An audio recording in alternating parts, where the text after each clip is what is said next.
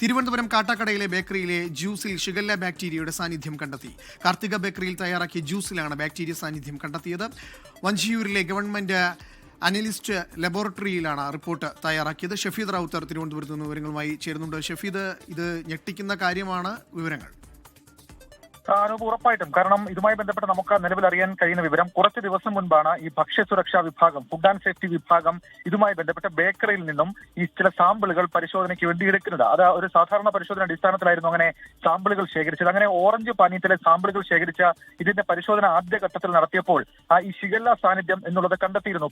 പിന്നാലെയാണ് ഇതുമായി ബന്ധപ്പെട്ട് വിദഗ്ധ പരിശോധനയ്ക്ക് തീരുമാനിക്കുകയും വിദഗ്ധ പരിശോധനയ്ക്കായി ഇത് ഭക്ഷ്യസുരക്ഷാ ഉദ്യോഗസ്ഥർ വഞ്ചൂരിലെ ലാബിലേക്ക് അയക്കുകയും ചെയ്തത്. നിലവിൽ ഇപ്പോൾ കണ്ടെത്തലിൽ ഇതിൽ ഈ പാനീയത്തിൽ ഷിഗല്ല രോഗാണുവിന്റെ സാന്നിധ്യം അത് കണ്ടെത്തിയിട്ടുണ്ട്. മാത്രവുമല്ല, ഈ പാനീയം ഉപഭോഗത്തിന് സുരക്ഷിതമല്ലെന്ന റിപ്പോർട്ട് ഇതിനോടകം തന്നെ പഞ്ചായത്തിനെയും അതേപോലെ ബന്ധപ്പെട്ട അധികാരികളെയും അറിയിച്ചിട്ടുണ്ട്. നിരവധി പേർ പാനീയം കുടിച്ചതായി സംശയിക്കുന്നുണ്ട്. ഇതൊരു സീൽഡ് കമ്പനി പാനീയമല്ല എന്നുള്ളതും വളരെ ഗൗരവമുള്ളൊരു വിഷയമാണ്. ഏതായാലും ഈ ദിവസേന ഉണ്ടാക്കുന്ന ഈ പാനീയത്തിൽ ദിവസേന ആളുകൾക്ക് കൊടുക്കുകയും ചെയ്യുന്ന ഈ പാനീയത്തിൽ ഷിഗല്ല രോഗം കണ്ടെത്തിയ സാഹചര്യത്തിൽ ഈ വിഷയത്തിൽ കൂടുതൽ പരിശോധന നടത്തും. നിലവിൽ ഈ ബേക്കറി അതിന്റെ പ്രവർത്തനം നിർത്തിച്ചിട്ടുണ്ട്. നേരത്തെ തന്നെ സംശയത്തിന്റെ അടിസ്ഥാനത്തിൽ അതിന്റെ പ്രവർത്തനം നിർത്തിച്ചിരുന്നു. അനൂപ്, എന്തായാലും ഈ ഇത്തരത്തിലുള്ള പാനീയങ്ങൾ ഉണ്ടാക്കുന്നവരും വിൽക്കുന്നവരും വാങ്ങി ഉപയോഗിക്കുന്നവരുമെല്ലാം സൂക്ഷിക്കണം. ഈ ഒരു സമയം വളരെ വലിയ രീതിയിൽ സൂക്ഷിക്കണം എന്നുള്ളത് മാത്രമാണ് പറയാനുള്ളത്. ഷഫീദ് റാവുത്തറാണ് തിരുവനന്തപുരത്ത് നിന്ന് വിവരങ്ങൾ നൽകിയത്.